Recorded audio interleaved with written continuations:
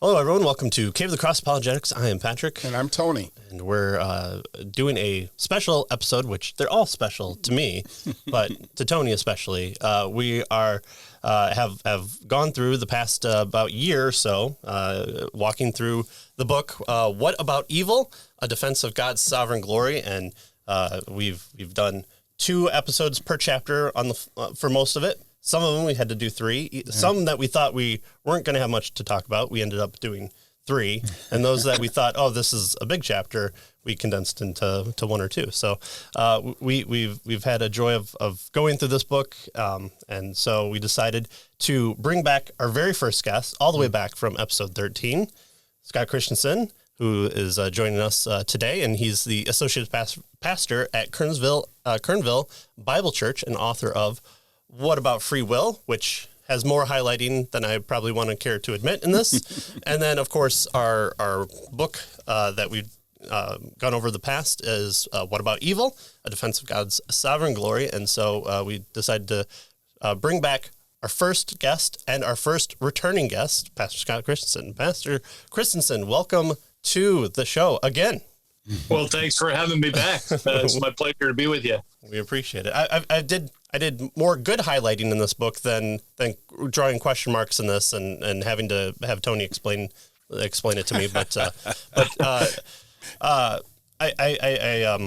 let's see. Tomorrow in the show, I did a little review, and I said how much I appreciated this book because I've been trying to in my own walk, trying to apply my theology proper. So I've been trying to apply not just the facts of who God is and God is love and all these ideas and have it more practically applied. And what I've enjoyed about your book is the challenge to do that in a good way. In that I think I've done interviews based on chapters of your book with people who are writing about God's story in the meta narrative, and I think one of the best chapters of the Incarnation I've read has been in your book, and one of the good overviews of the history of philosophy, chapter 2. I mean, you did this book really, really well, and so we wanted to have you on and just say we appreciated your story and how you set it up. Well, thanks. Yeah, it was a daunting task to cover all the different subject material that I did in the book, and it felt very inadequate to the task, but hopefully it's helpful to people that have read it. Yeah. So I first wanted to say that you laid out this book very poorly because you gave us the answer right off the start. I was saying you have to bury it in the middle of the book. And force people to read it. Yeah, force people to read it. You can't give them the answer in the first chapter and then build up from there. So can you explain for those who haven't been following our series, what is a theodicy, and then what is your idea from the best scriptural and theological and a philosophical point is what you call the Greater-Glory Theodicy? Yeah, a theodicy is really a way of trying to explain why a good and an all good and all powerful God would permit evil to exist in the world. And so the idea is how do we defend God against the charge that he is responsible for evil, or even the charge that God doesn't even exist because there's evil in the world. And presumably a good and powerful God would never permit evil to exist in the world. And so a theodicy is an attempt to either defend God against the charge that he is evil or against the charge that he doesn't exist because of evil, or a theodicy could be something more robust in explaining why God, in fact, does either permit or ordain evil in the world. So you really have 2 different categories historically in theological and philosophical circles: a defense when you're dealing with what's called the problem of evil, and this is what this book deals with, is a more modest approach of just simply defending God against charges that he either doesn't exist or that he does exist. He does allow evil, but somehow he is not culpable for evil. So it's fairly modest apologetic type of defense of God. Whereas a theodicy is really technically more of a positive explanation. Yes, we know that God is not culpable for evil. He does exist. Yet why has he permitted evil, or why has he ordained it to be part of his plan for history? And so technically a theodicy is a much more robust kind of response to the problem of evil, seeking to give a true explanation for why there is evil in the world. And but just to back up a little bit, the word theodicy itself is a term that basically combines the Greek word for God, which is theos, and the Greek word for justify, which is dike. So you combine those two words together, and the transliterated term is theodicy. And I forget offhand who coined that term, but it was back in the 1600s, I think, 1700s. But anyway, that's a theodicy. And you kind of, you deal with this a lot in your book. So what you've just outlined there is kind of two separate, different approaches to how we try to deal with the issue of, evil, God and evil. And the defense approach, which, as you mentioned, is kind of a just a soft way, apparently, to deal right. with it, has to do with, usually when we think about that, we're thinking about the free will defense. And yes. You kind of take issue with that particular approach in your book. So could you kind of explain for us, how you capture the free will defense and maybe a couple of issues that you have with that particular? And I know we're kind of jumping off really quickly here into some. Yeah, so there's really two basic ways that historically Christians have addressed the problem of evil, either in terms of a defense or a theodicy. And the most common response is called the free will defense. And then the other approach is generally known as the greater good defense. And of course, my theodicy, as you may guess, is a variation of the greater good theodicy or defense, and I call my theodicy the Greater-Glory Theodicy for reasons I can explain later. But anyway, the free will defense is the most common defense, and it is based on the assumption that a particular definition of free will is self-apparent or true. And so in philosophical and theological circles, this particular brand of free will is called Libertarian free will. It's not the political philosophy, but it's the idea that nothing decisively or sufficiently can determine what choices we make. And so we are autonomous as human beings in terms of our choices. They're not sufficiently determined by anything, including God himself. And so in that sense, our choices are free and they're indeterministic, some people will say. But furthermore, that means that you could have always chosen differently in the same set of circumstances. So you have same set of circumstances up to the time and point of choosing, and you could equally choose A or not A in those same set of circumstances at that same point. And nothing sufficiently determines whether you would choose A or not A. And so this is what free will theists define as free will.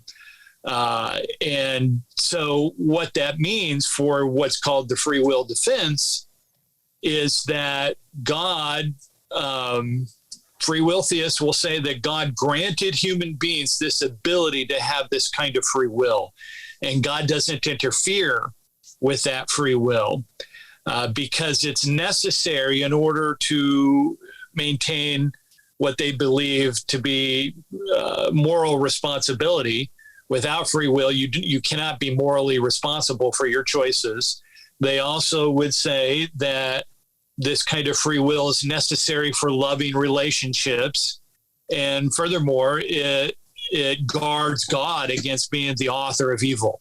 It guards God against being morally responsible for evil. So the opposite view, of course, would be that God in his sovereignty determines the whole course of history. And so the free will theist says, well, if you believe that, then that means God has to then be morally responsible for evil in the world. So the free will defense basically says, if free will is true, and they believe it is, and if God does not interfere with the choices of human beings, and yet this is a valuable thing to have in order to preserve moral responsibility and to preserve, for example, loving relationships, they would say, we can't truly love God unless we are free to love God, and vice versa. God must be free in his love toward us. And so there's this sort of free exchange where no strings tied, to our choices. And that's the way they would argue. And that's a very valuable thing. However, it comes with a great risk. Yeah. And almost, yeah. Not to interrupt you here, but so no strings are tied, and yet it seems like, and I'm sure this is where you're going, it ties a rope around God, right? Yeah. Yes. It makes God dependent on the choices of human beings. And so if God does not interfere with our choices, and he could, it's important to recognize that those who hold to this view, and typically it is connected with classical Arminianism, but other free will theists would include people like open theists, if your hearers know what that is, and another brand of theology called Molinism. There's some differences between those three basic brands of free will theism, but what is common to all of them is that they have this same definition of free will. And so the idea is that if God grants human beings this kind of free will, then God is taking a risk that people will use their choices to make bad choices. And so these evil choices is what generates evil in the world. And it's just part of the risk that God has to take in order to create a world where people have free will. Mm-hmm. Yeah. And so supposedly that position guards God against the charge that he would be the author of evil.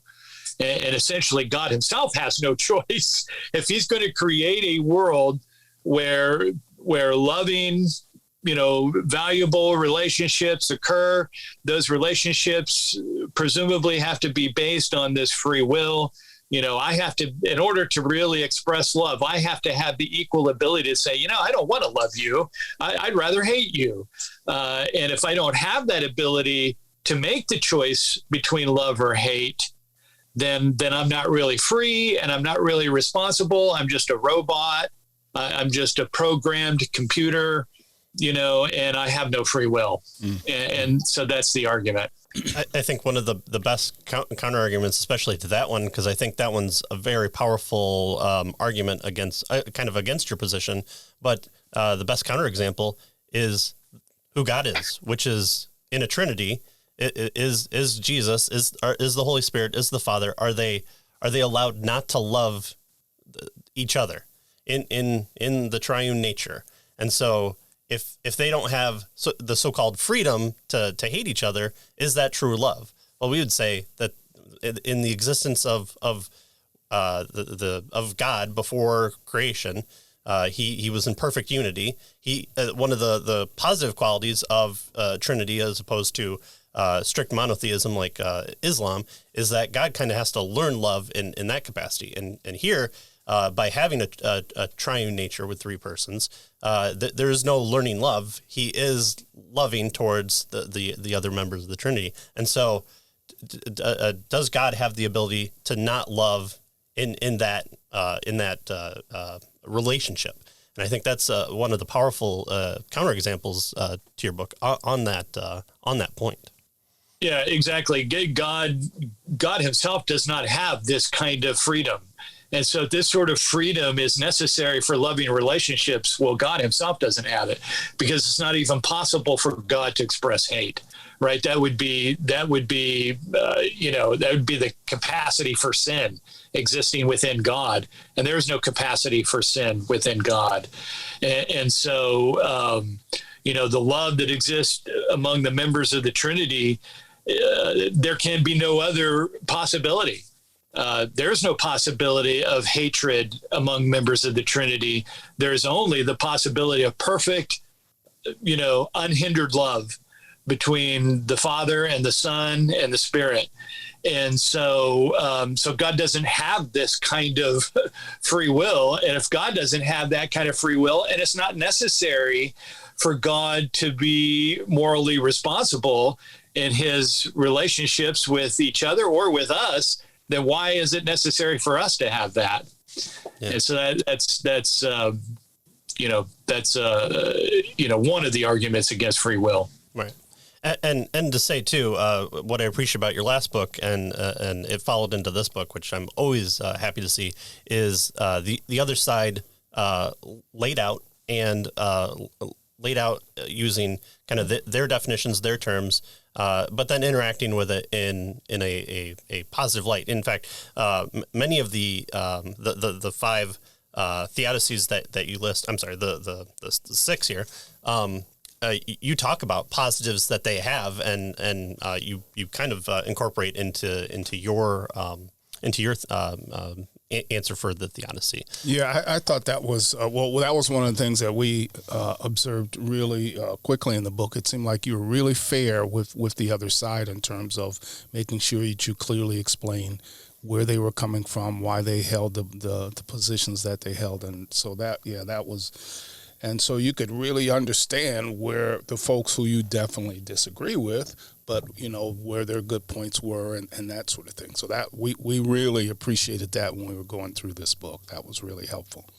Yeah, rarely in these debates do you find someone embracing something so painfully false that it's just, that there's nothing of value to learn from that. I think there's some many valuable points that free will theists make, and it's important to understand where some of those strong points are.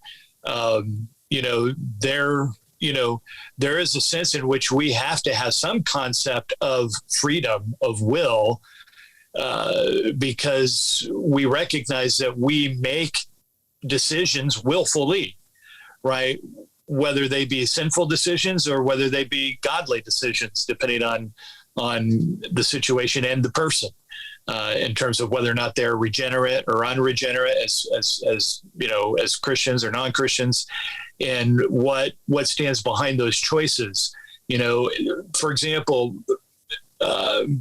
free will theists will accuse Calvinists of a brand of choosing of free will, if you want to call it that involves coercion. Well, that'd be a serious charge if that were true. And, if God determining our choices was a matter of coercion, I think the free will theists would be correct in saying that our freedom of choice and our moral responsibility has been rendered mute. If coercion were involved, we know from experience that if somebody is forced to do something against their will with a gun pointed to their head, to do something evil, that they're not morally responsible for that. And so part of the charge of free will theists towards Calvinists is that your brand of free will involves coercion, because you could do no other, right? And so they assume that means coercion. The task of the Calvinists is to say, no, that's not coercion. So it's important to listen to both sides of the argument, because they do make good points, but do they misrepresent each other? And so, you always have to do your best effort to represent the opposition the way that they themselves would argue, and then look for the weaknesses in their arguments. Yeah. So Patrick has already pointed out, and I think you do it in your book, with this issue of God and love and in the Trinity. Is there any what do you think? Is there any other arguments against this free will defense that you think are really, causes it not to work, I guess, for a good theodicy? Well, yeah, there's a number of reasons why I think the libertarian brand of free will is not coherent. From a scriptural standpoint, I believe it's not coherent because the Bible makes it very clear that God is sovereign over all of history, and that he has determined everything that takes place in the course of history. And I seek through several chapters to demonstrate that. And I believe that he is sovereign over both good and evil, and that evil, in fact, serves God's purposes. And that if something evil were to occur in a world that God might plan or ordain that did not serve some purpose that God had, some good or greater purpose, then if that evil had not occurred, then he certainly would not have ordained it to happen. And we know of cases in which God has said, certain amount of evil will be allowed in his plan, and then beyond that, no. A good example of that would be the Great Flood in Genesis. The world had become so evil that God had determined that this is not going to continue this way. And so he designed, Noah and the flood to wipe out the world and to start over. And we have many examples of that kind of thing. Nonetheless, the point is that the Bible is very clear about God's sovereignty over both good and evil. What the Bible is less clear about is some fine-tuned definition of free will. And so I think it's important to not overstate the case. And I bring this out in my previous book, What About Free Will, that the Bible does not give us some clear definition of free will, but it certainly doesn't embrace the libertarian view of free will. I believe it's far more supportive of what is called the compatibilist view of free will, that our free choices are compatible with God's meticulous sovereignty. And so I think that would be an argument against free will, and probably the most powerful argument in my mind. Another very powerful argument against free will is the doctrine of foreknowledge. Both Arminians and Calvinists agree that God knows every future event in history exhaustively. And therefore, it's not possible for something that God does not foreknow to happen contrary to what he already knows. And yet that's part of the definition of free will from Arminians and other free will theists, is that at the moment of choosing, you could always go in opposite directions. And if that's the case, you could never know beforehand what those choices might be. Right. There goes the prophecy. It's a huge problem for Arminians and other free will theists. And they have turned themselves, I believe they've turned themselves in all kinds of knots and circles trying to answer that question, and have done so in a very unsatisfactory way. The fact of the matter is that God knows that you're going to wake up tomorrow morning and drink, a cup of Folgers coffee at 9:03 a.m. Is it possible for you at 9:03 a.m. to fool God and drink a glass of lemonade instead? If that's the case, then you have eviscerated God's omniscience, and that is one of the attributes of God that we cannot deny. And so, the problem of foreknowledge is a very big problem. I think on the opposite end of the spectrum, it still doesn't let the Molinist or the provisionist kind of get away from that nomenclature of author of evil, because God still actualizes a universe in which and it's always the rape of a child, or it's always something very, very strong, emotional that they put forward. It's always actualized in a world where X evil happens, and so God is authoring a world in which those things he knows to happen. So it almost it maybe takes a step backwards and looks at the point of creation, but from there, God can't do otherwise, because then he would be interfering, and so it seems to be a the point against Calvinism seems to still work against them for their point of view too. Yeah, you can't escape these problems. For example, for the open theists, the open theist, I think, has the most consistent view of free will, because basically they deny that God has any foreknowledge of future events. Now, God can know with great accuracy what future events might be, but he can't know with absolute certainty what those events might be. Mm-hmm. They would say that God has exhaustive pre-knowledge, of everything in the past up to the present, and he can use that knowledge to predict the future. And he's really good at predicting the future. Right. And that's how they treat prophecy. But he doesn't know exhaustively what the future holds. He can't know with any certainty, with 100% absolute certainty what any future event holds.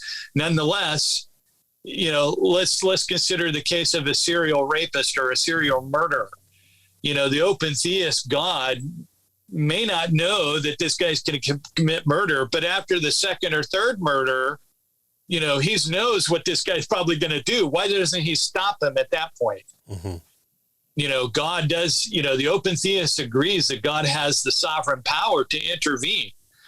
Now, of course, the same is true of the Arminian. If the Arminian knows, that the Arminian God knows that this serial rapist is going to continue to rape these, 30 odd women or whatever, why doesn't he intervene and stop? So they end up with the same type of problems that they accuse the Calvinists of having because of the foreknowledge issue. And the Molinist just ties himself in circles with the same thing. So the bottom line is that you have to have a much more robust understanding of God's relationship to evil than any of those viewpoints provide us. And even many Calvinists shy away from the kind of theodicy that I present in my book, because it seems absolutely audacious to say that God has some kind of greater good that would come out of evil. And so many Calvinists are very reluctant to go down that path. But the fact is that that's the only other viable position that you would have to hold to if you reject these other positions. Yeah. So just before we get to your specifics of your position, let's talk about one other probably popular position. Leibniz has a theodicy that sounds similar to the type of thing that you're doing, although, as you point out in the book, it's very different, right? So could you, he has a best of all possible worlds type of thing, and it's a theodicy to help, explain or defend what God is doing. Could you just share that with us a bit, and then maybe that'll lead us into, as you talk about how that's different than your position, now lead us into more specifics of what your position is. Yeah, I'm very favorable to Leibniz's position, but he fails to answer some important questions about his position. So basically, Leibniz's position, he was a philosopher in the 1700s, I think, early 1700s, that put forth this theodicy called the best of all possible worlds. And the idea is that God is a perfect being. And this comes from classical theism, which most Orthodox Christians would adhere to. Not in the fullest sense. Arminians don't always embrace everything that classical theism teaches. Nonetheless, Calvinists do. And so the idea is that a perfect God would only create a world that is perfect. And so that presents obviously a problem at face value, because why would anyone think that evil in the world is a perfect world? So Leibniz says, well, it's because God has some greater good. So really the best of all possible worlds is a version of what is called the greater good type of theodicy or defense. And there's a number that fall within that category. And I try to demonstrate that in the book. But anyway, so he would say that God must have some good purpose in evil. The problem is that Leibniz never tells us what that might be or what those greater goods might actually be, just that we have to agree that they would be. Furthermore, we have to agree that God would make a world that is perfect, and there is no better world than the one that he created. The problem with that is that how can we know for sure that this is the best possible world that God could have created? I think the best that we can say, and this is what I attempt to say in my book, is that I think we could say that there is no greater world that God could have made, but there could have been equally other worlds that are not worse than the one that he has created. And I think that has less philosophical problems. And again, that's, we're speculating based on inferences that we make from the character of God and from Scripture. So I believe that the best of all possible worlds theodicy that Leibniz developed does have some great value to it. It's just that he doesn't answer a lot of those questions. And I think he makes a mistake of saying that this is the only possible world God could have created. That is the best world. I think it's presumptuous for us to say that God was locked into only making this type of world with the exact, balance of good and evil and everything that happens. To me, that's restricting God too much. Nonetheless, I do argue in my book that there is no greater world than the one God has created in which certain things occur. And namely, those things have to do with the incarnation, the death and resurrection, the ascension, the second coming, and the eternal state that is all centered around Jesus Christ.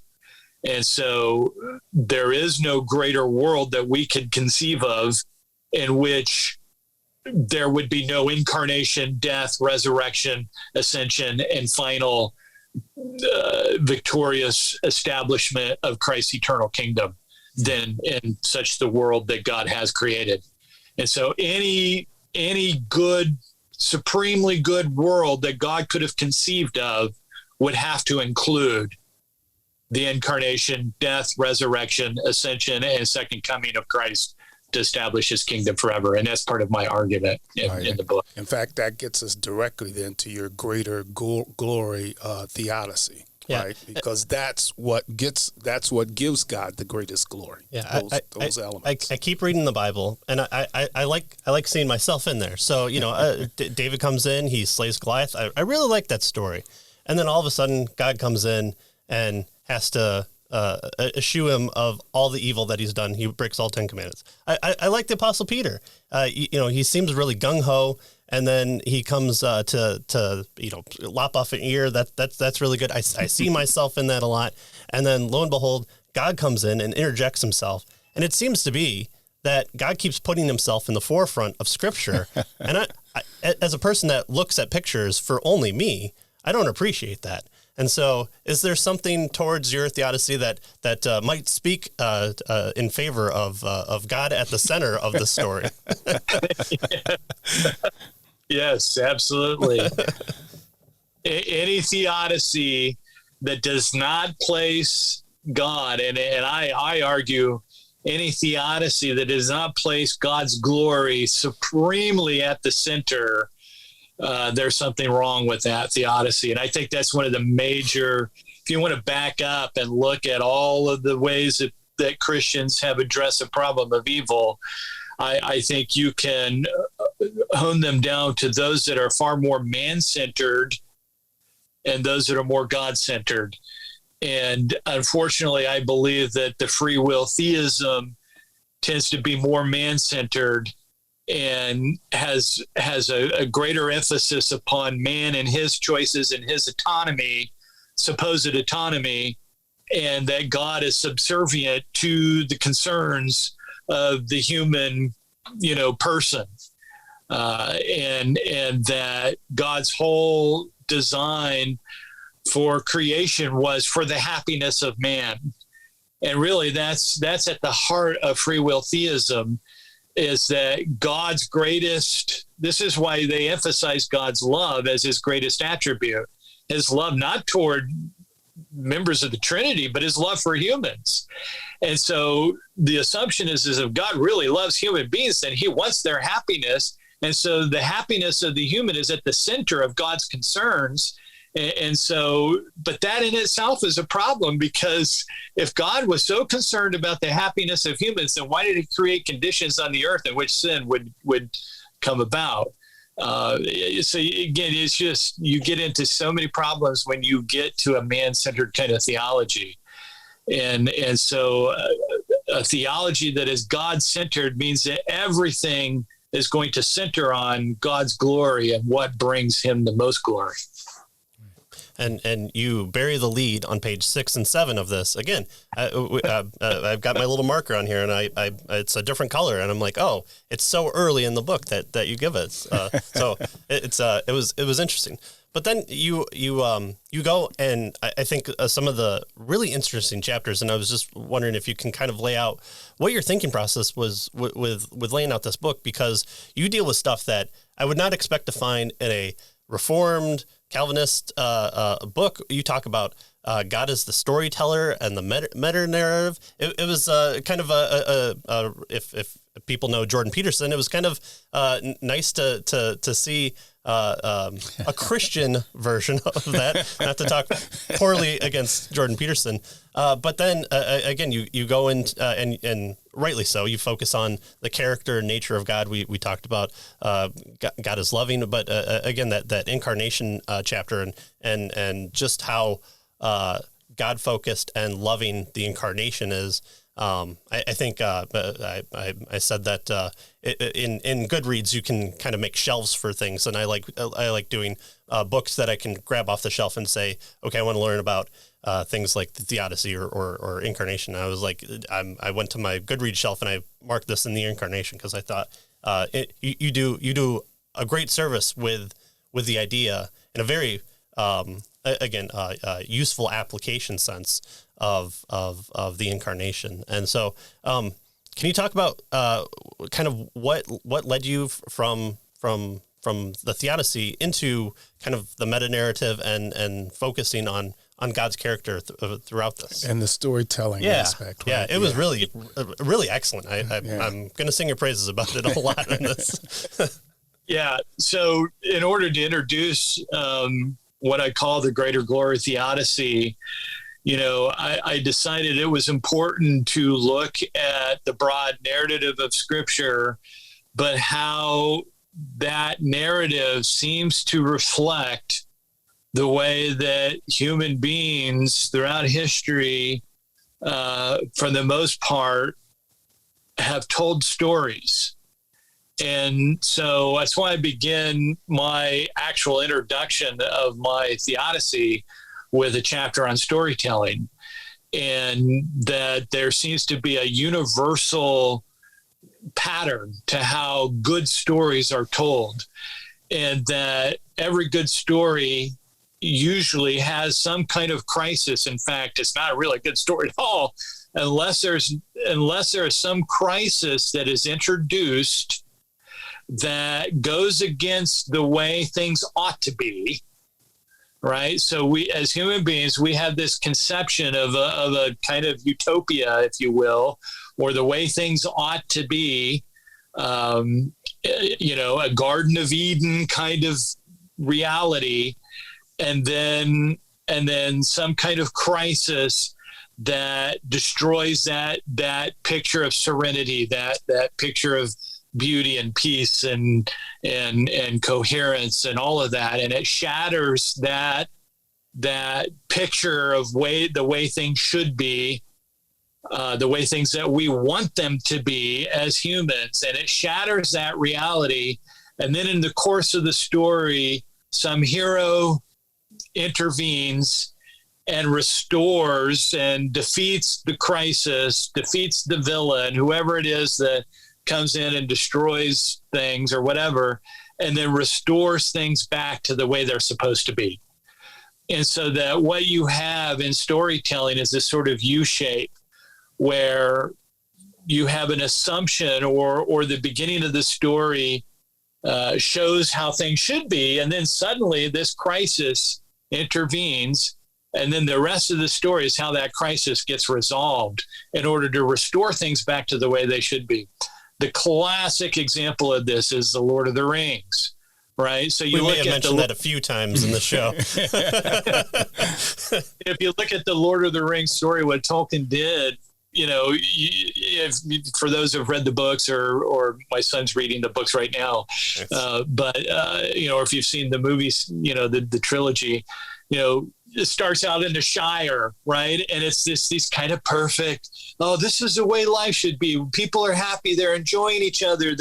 There's this vital community. And then suddenly these dark things start entering into the story. And then we learn about this ring that we discover has this great power, but yet it's evil. And anyone who gets a hold of this ring is destroyed by it. And so we need someone to get a hold of this ring that can handle the evil of it and destroy it somehow in order to restore harmony and peace back to Middle Earth. Right. And so it's a classic example of this U-shaped storyline in which you have a set of ideal conditions, the way things ought to be, then a crisis that undermines those ideal conditions, and then some hero or set of heroes or something in the story that resolves that crisis and brings it back to the way things ought to be. So I spent a whole chapter talking about storytelling, and that virtually every good story has that, even those stories that end tragically. Historically in storytelling, you have comedies and tragedies. Comedies are where the stories end good. Tragedies are where the stories end sort of bad, but leave you wanting. But in reality, what I argue is that in tragedies where the hero fails, that it's actually produces a greater longing for the comedy. Mm-hmm. And a lot of people don't like tragedies because it leaves you sad and they didn't resolve the story. But it causes you to long more for the comedy, because we know the comedy is the way that things ought to be. Yeah. And this resonates with every human being. Every human being loves these types of stories. Now, that has nothing to do with the morals and the ethics and the worldview that is interjected into these stories. As I point out in that chapter, you can have a whacked, unbelieving worldview and yet create conditions, where you still have good and evil, however you define it, and a crisis, and however your worldview defines those things, the pattern is still the same. And so I asked the question, where does this pattern come from? Well, I believe God hardwired it into our humanity. And that because we're fallen creatures, we know instinctively something ain't right about this world, and there's something not right about us.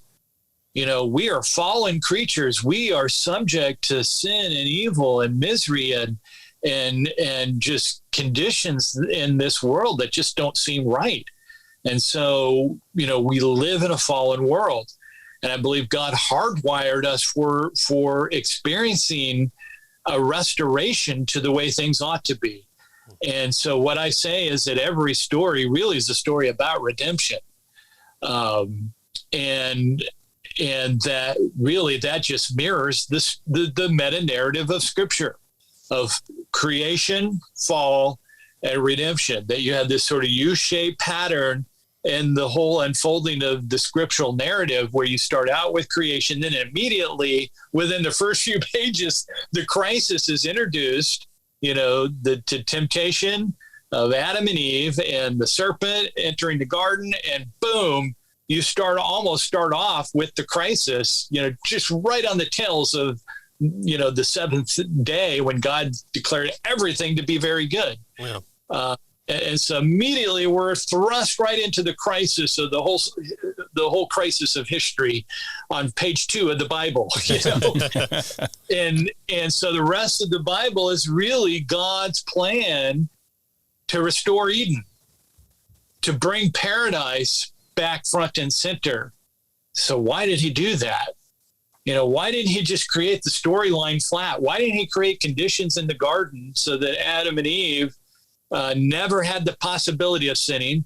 That why didn't he just prevent the serpent from ever slithering into the garden in the first place? No, it seems to me that God planned all of that because why?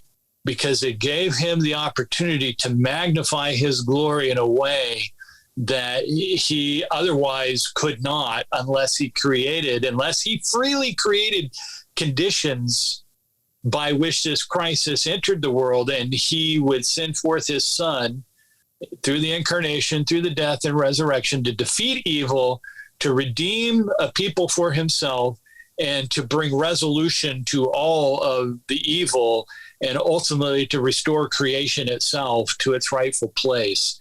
And that's the whole storyline of the Bible. Amen. And to me, that is the theodicy of the Bible. Yeah. Amen. And you one of the things that I've been saying after reading your book is there's a reason that we have the Bible. But, you know, why is it not just a series of rules of do's and do nots? There are stories involved in it. And I was recently a guest host on the Anarchist Bible study where we went over in the book of Judges, Gideon. And Gideon's story has that fall off almost immediately. You think he's going to be redeemed, and at the end, there's the tragedy. He's not quite the king, but he also is the king because he takes the cloak, he takes the metal, he takes the gold, he names the son, my father is the king. And so you know, it was the Anakin Skywalker, you know, you were supposed to be the chosen one, and yes. he does point though to I won't be the king, but God should be your king. And so it's again this idea where, you know, seeing Christ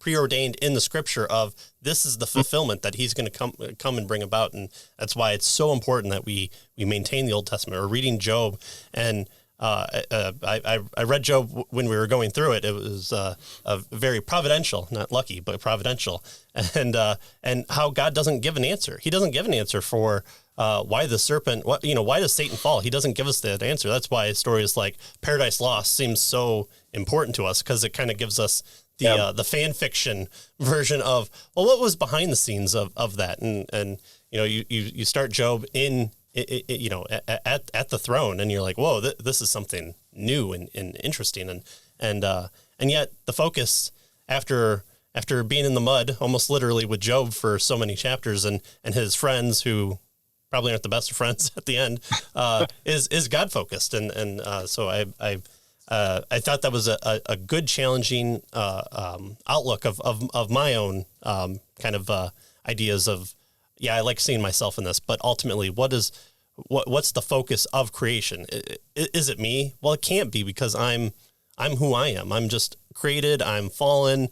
I'm redeemed. But then, okay, well, who redeemed me, and who created me, and who put out those conditions that I came to salvation for? And the Bible explicitly talks about that salvation isn't a work of my own doing. There's nothing that I'm doing there. I'm not force sensitive. I'm not salvation sensitive, but that I'm chosen freely by God to come for being I could have been a vessel of wrath or a vessel of glory. And your Romans 9 part, which we kept teasing because it could have been so easy to put Romans 9 right up front, but you laid out this kind of meta narrative, and then boom, hit us with Romans 9. So, yeah, the issue really stems from, why did God create the world? Did He create it for our sake, or did He create it for His sake? Yes, He created it for our sake. but he created for our sake, ultimately for his sake. And what I mean by that is that God's ultimate reason for creating a world was to bring glory to himself, because he is the only one worthy of such supreme glory. And he's chosen to do that by sharing his glory with creatures that he chose to make, and to magnify his glory before those creatures who were designed to then magnify his glory, to worship him, and to be in awe and wonder of who this amazing God is. But how did God most magnify his glory? Well, he could have been glorified by creating a paradise in which the fall would have never taken place. He could have been glorified in that. There's no question. God will glorify himself in everything. But how would God supremely glorify himself? And I believe if we just back up and ask the question, how has God most supremely glorified himself? Every Christian at some point has got to come back to the incarnation, the death and resurrection of Christ. Well, what is that? What was the purpose of that? Well, it's obvious that the purpose for the incarnation is redemption. It is to redeem sinful human beings from this corrupt world and from their own corrupt hearts and minds, their own corrupt souls. And that God is most supremely magnified in the grace that he displays in saving, these rotten, fallen creatures who do not deserve salvation, who do not deserve redemption, and yet by God's grace, he redeems them anyway.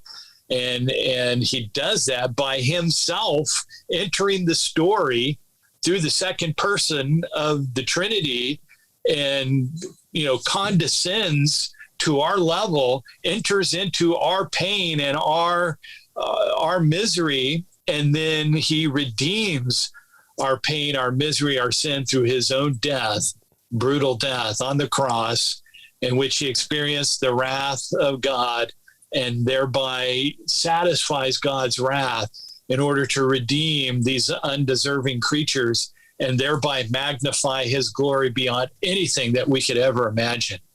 And there is no world that we can conceive of whereby God's glory could be magnified more than in the story that he has already established through the Redeemer who came and defeated sin and evil and death and the curse and suffering and pain and all of that through his death and resurrection, and ultimately through the establishment of his eternal kingdom. Yeah, good. And so I guess that leads very well into my pastoral question. So, Pastor Christensen, something evil has happened to me. Why exactly did God allow it to happen? Can you kind of give us an overview maybe of something that we as Christians can point to when we have unbelievers, believers, all of humanity has this interaction of we've experienced something evil. Can we point to it? If I was going to write a pure flicks film, I would set up all my characters, something bad would happen, and at the end, the car accident would save the life of 6 people because the organs have gone to people that would go on to cure cancer. World peace would bring about the next president of the third United States revolution would come into play. John Connor would save humanity from Skynet. But we don't see, and even in the Bible, we don't see, unless if directly revealed, we don't see that kind of hidden plan of God. And so what can we say to people that say something evil, something bad happened to me today? What was God's purpose in that? Yeah. So there's a whole number of things that we could say. You mentioned Job earlier, and in Job's experience, Job asked that very question. Evil had occurred in Job's life in an unjustified sense, right? Job was a righteous man, and he was righteous not by his own declaration, but by the declaration of God himself. When he spoke to Satan, he says, "Have you considered my Job a blameless man, upright, in all of his ways?" And so God himself is declaring Job to be a righteous man. And yet he incites Satan to attack Job for no apparent reason other than that Satan thinks, "Oh yeah, I'll attack Job. And if I do, he'll curse you to your face." And God's like, "No, he won't." And he goes, "Yes, he will." You can imagine, if we want to, turn this into a little story, there's a debate between God and Satan. He goes, you can attack him and he's not going to curse me. Yes, he will. No, he won't. Yes, he will. And of course, Job does not. He maintains his integrity. Now, his wife said, "Curse God and die," but she was speaking foolishly, as he pointed out. But in the end, Job is never told why he suffered, as you pointed out earlier. In fact, when he finally does have that face-to-face conversation with God, God basically says, "Where were you when I did this, and I did this, and I did this, and I created these creatures, and I did this to the world? Where were you when I did all that?" And Job's like, and he falls on his face in sackcloth and ashes and said, I repent. I'm a sinful man. And he just falls in worship before this glorious God. He never gives Job an answer. Now, of course, God does restore Job's fortunes and so forth. But what is going on there? For the believer, there's something very powerful about suffering that we can learn. And, we know from, for example, Romans 8:28, that God causes all things to work together for good for those who love God and are called according to his purpose. That's the believer, right? So it's not just some things, it's not just, I'm going to use this good stuff to do good blessings in your life, but this bad stuff, yeah, well, I don't know what to do about that. You're just going to have to deal with that on your own, because I, as your God, I can't help you there. That is just not something that God does to his children. So we have to understand that God is doing something with our suffering. And I think one of the most powerful passages, and I wish now I had probably spent more time unfolding the riches of this passage, but it's 2 Corinthians chapter 4, verse 16 through 18. And there Paul says, "Therefore we do not lose heart, but though our outer man is decaying," right? He's immediately referencing the curse. Our outer man is decaying. As believers, we're not free from the curse, from the pain of the curse, from our bodies wearing down. As we get older and older, we get more feeble, we have more aches and pains, and eventually we're going to die, right? So even the Christian is not immune from the curse that our outer man is in this process of decaying and degenerating and getting worse and worse. So he says that, and then he says, "But yet our inner man is being renewed day by day." So he's making a distinction between our outer man and our souls that are being renewed because we have been redeemed. We've been justified. And then he makes this amazing statement in verse 17, "For momentary light affliction is producing for us an eternal weight of glory far beyond all comparison." Now, I preached on this passage a number of weeks ago. And one of the things that I tried to point out to people is that suffering, affliction, is the main subject here. The main verb in this verse is the word producing. And then the object is glory. So if you want to just, bring verse 17 down to its basic elements, basically Paul is saying affliction is producing glory for you.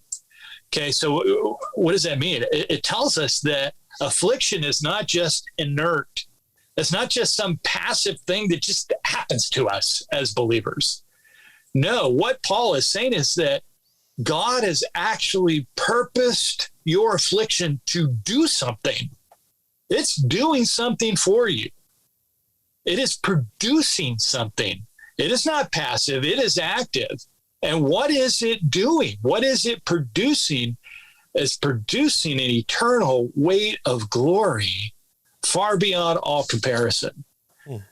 So I may not be able to answer for you what God may be doing with some affliction that he brings into your life in terms of the temporary effects of that for you, right? You may lose a child in childbirth. I just was talking to one of the elders in our church whose daughter just lost a baby, a miscarriage yesterday.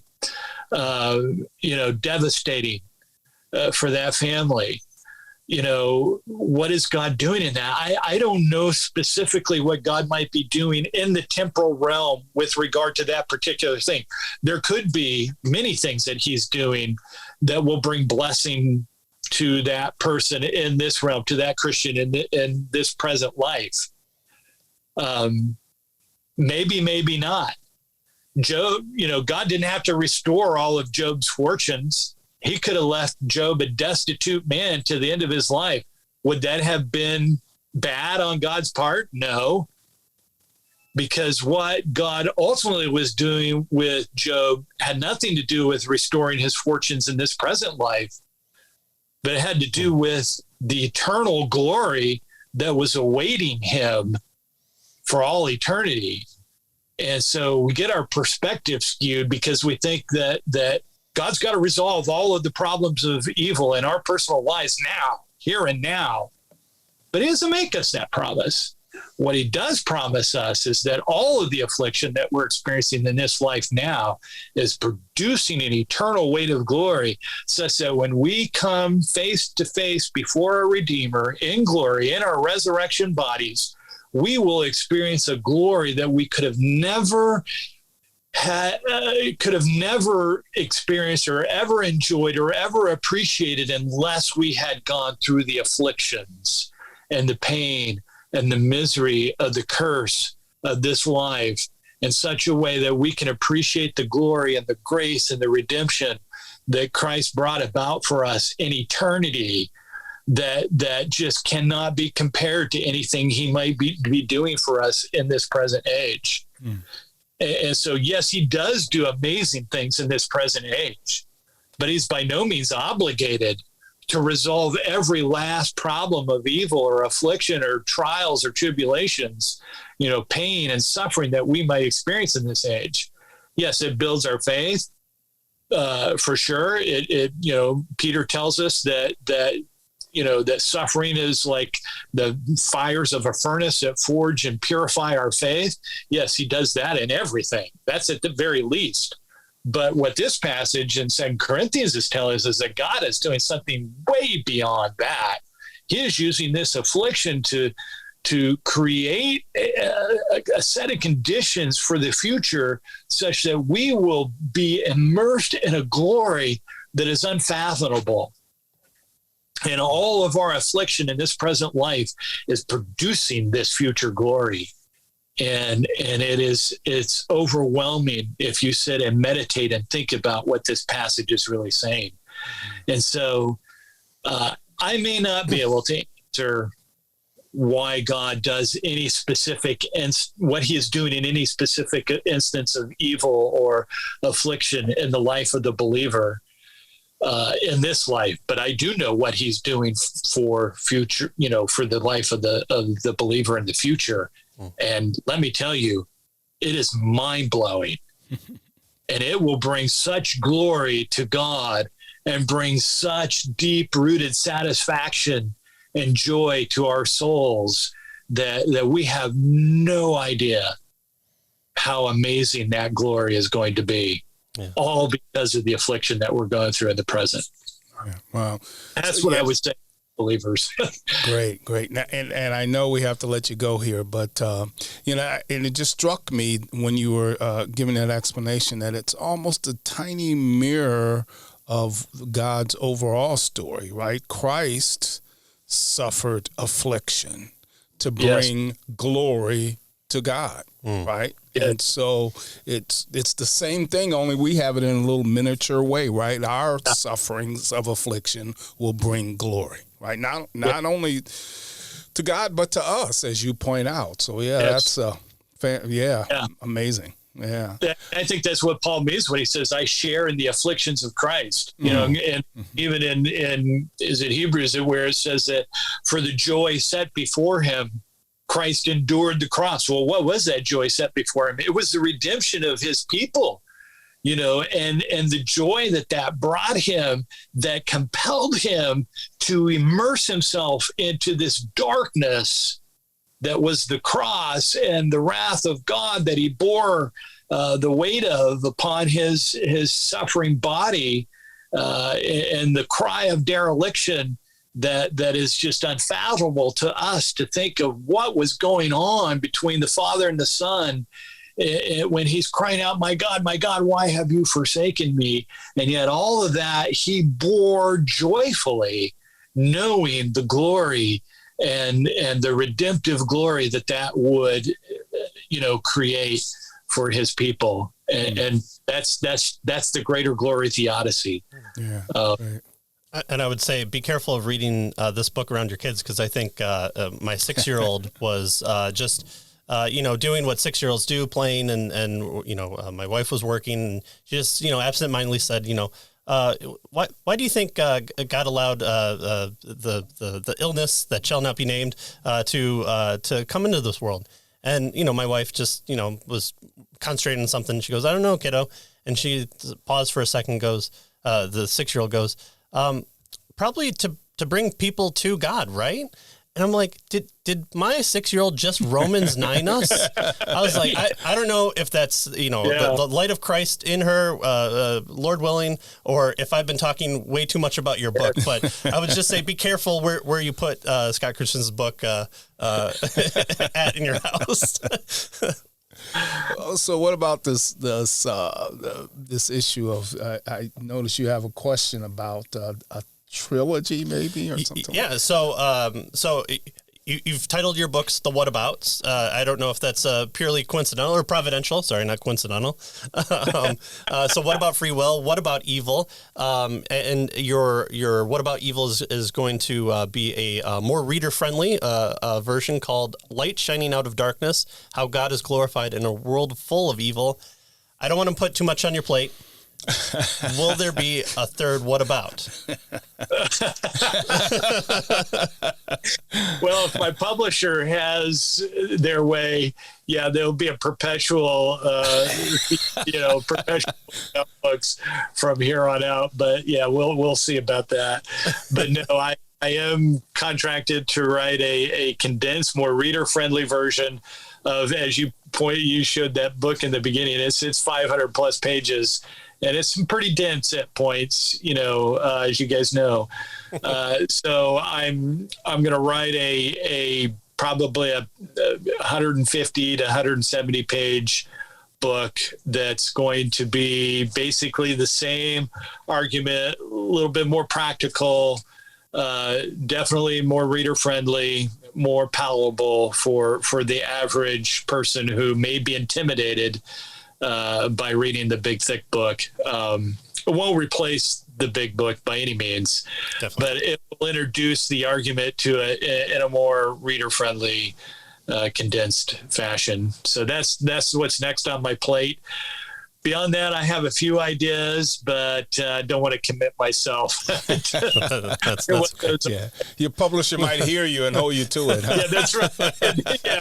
My publisher hears that, they'll be on my tail. And considering we've been talking about the compatibilism, we don't want to go towards tomorrow. We want to be focused on today. So that's right. Well, as Scott Christensen, we greatly appreciate you coming on our show, being the first person to come back on our show. So that we thank you for writing this book. Like I said, it was applicable. You talk about it being long. I would have liked it to be longer because I've got so much joy of reading it, and so they can pick up your condensed version in the future. They can come watch our show as they then pick up the new book, and we can help walk them through, and they can just keep putting it on repeat. So it helps us with viewership there. So again, thanks for coming on. Thanks for carving some time out to talk to us and allowing us to thank you for your work. Yes, thanks for having me on. It's been my pleasure. All right, folks.